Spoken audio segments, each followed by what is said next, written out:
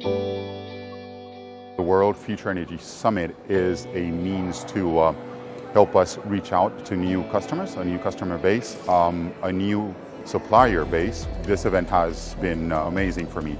It's way beyond whatever I could have expected. Other startups should consider attending this summit because it will offer them the possibility to come to face-to-face meetings, one-to-one meetings with potential clients, potential suppliers, potential agents. I have had contacts with people from Japan, from Korea, from Far East. I'm having a lot of contacts with Middle East, and I'm reaching out as far west in this region as Egypt. So it is a very big and a very important platform to reach out to this new area, this new region.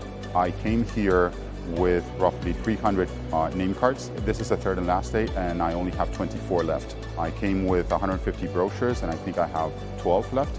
So there's a real interest. I look forward to having a good pipeline of projects probably in the next 2 to 3 years.